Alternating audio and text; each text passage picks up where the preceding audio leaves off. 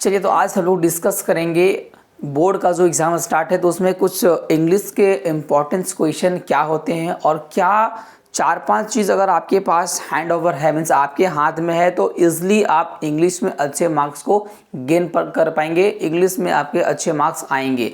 तो ज़्यादा कुछ नहीं करना है।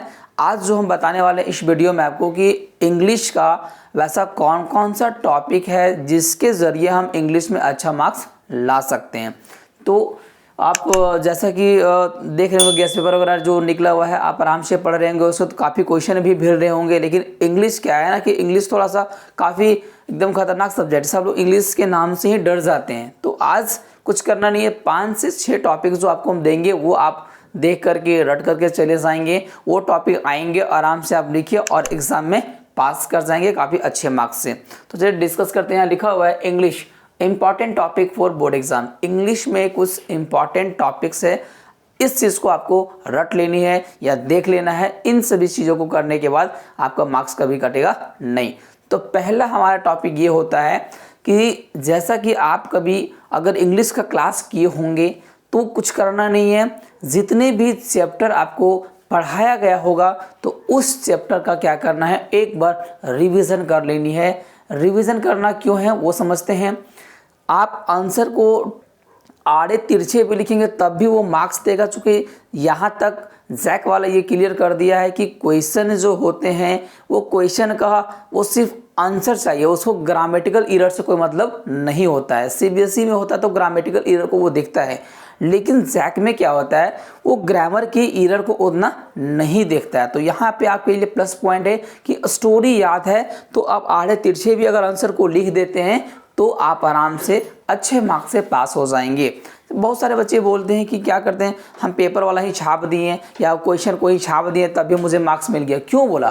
क्योंकि वो होता क्या है कि उसको जैक वाले को सिर्फ कॉपी भरने से मतलब रहता है कि बच्चा कॉपी भरा मतलब मार्क्स हम देंगे। क्या सही लिखे नहीं लिखे वो अलग की बात है पास के लिए, लेकिन अगर परसेंटेज की बात करेंगे तो आपको बढ़िया से तो कर लिखना ही पड़ेगा, पास तो वो लोग कर ही देता है।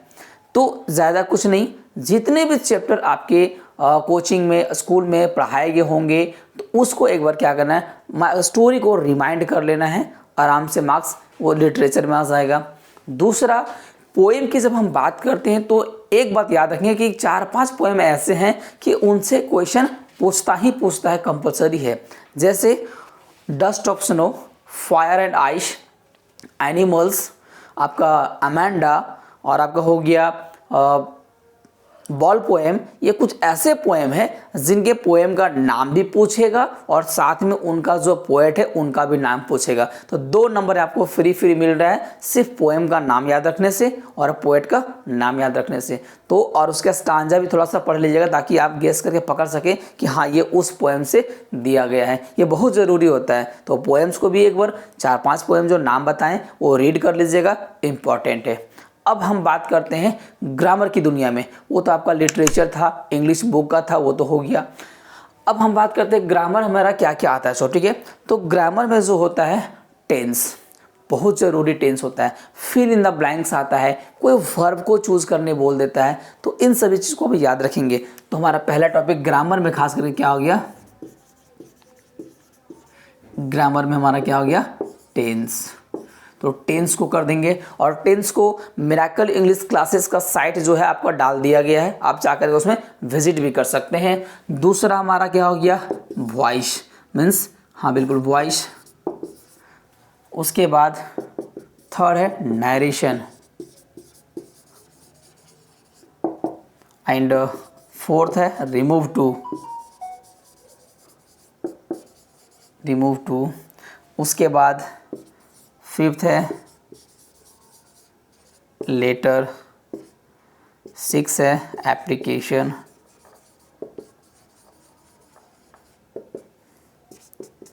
7 है एसे। ये इतने टॉपिक है। अगर आप इतने टॉपिक को भी क्लियर कर लेते हैं तो आपका एग्जाम में बहुत ही अच्छा इंग्लिश में मार्क्स आ सकता है। अब कुछ हम डिस्कस करते हैं। एक और हमारे पास क्या होता है, पेसेज होता है। आप देखेंगे स्टार्टिंग में आपका पेसेज ही रहता है।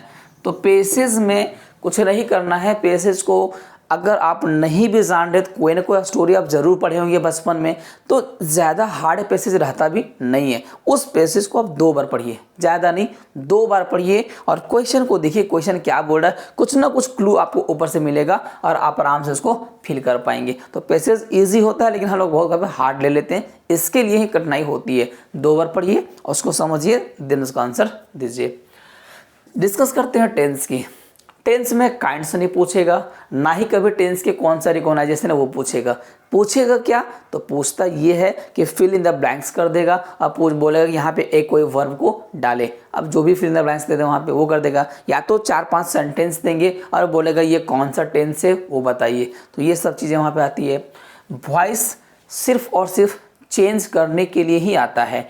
एक कोई सेंटेंस उठा के देख देगा, ठीक है, जैसे मान लीजिए आई एम राइटिंग और लेटर, तो आई एम राइटिंग और लेटर कौन सा टेंस का है, इसको चेंज करना है पेशिव में, तो प्रेजेंट कॉन्टिन्यूअस टेंस का है, इसको पेशिव में चेंज करने का रूल मिरेकल इंग्लिश क्लासेस के साइट पे डाल दी गई है। आप जा करके टोटल पेशिव वॉइस को देख सकते हैं वहाँ पे।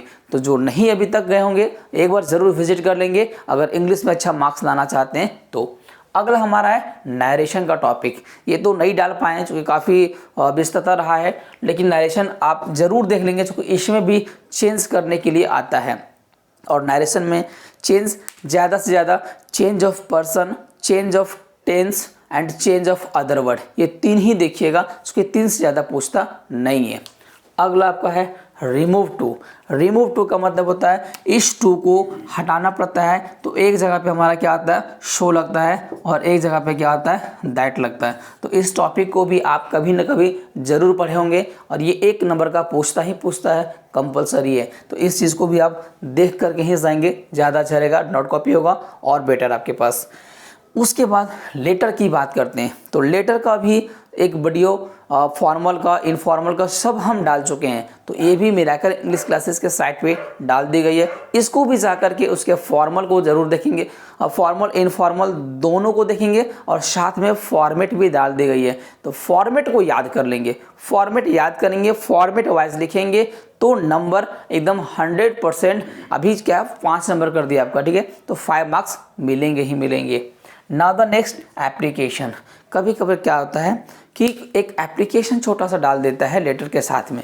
तो एप्लीकेशन क्या होता है, कभी एसडीपीओ के पास बोलेगा, थाना प्रभारी हो गया, या किसी भी ब्लॉक के ऑफिसर के पास लिखने के लिए डाल दिया जाएगा। तो उस समय आपको फॉर्मल वे में एप्लीकेशन को लिखना है, जैसे हम किसी प्रिंसिपल के पास लिखते हैं, जस्ट लाइक उसी फॉर्मेट को फॉलो करना पड़ेगा। नाउ द नेक्स्ट हमारा क्या है, एशे राइटिंग। एशे राइटिंग में ज़्यादा कुछ नहीं है, किसी एक टॉपिक के ऊपर आपको एशे लिखना है, वो भी सरल शब्दों में, सरल भाषा में। तो सरल भाषा क्या है हमारे मालिक, क्या क्या टॉपिक हो सकता है। सो मॉर्निंग वॉक बहुत इंपॉर्टेंट होता है, ये सब मॉर्निंग वॉक हो गया, टेलीविज़न हो गया, महात्मा गांधी हो गया, उसके बाद आपके हो गए और 4-5 बहुत सारे ऐसे टॉपिक होते हैं, जो फ्रेंड हो गया, ठीक है, आपके जो बेस्ट फ्रेंड होते हैं उसके बारे में, या फिर साइंस के बारे में लिखने, या कंप्यूटर हो गया, न्यूज़पेपर हो गया। ये सब कुछ ऐसे टॉपिक है जो बार बार घुमा फिरा करके देते रहता है, क्योंकि आप जब गेस्ट पेपर पढ़ रहे होंगे तो आपको आइडिया मिल जाता है कि ना किस किस प्रकार के क्वेश्चन आते हैं।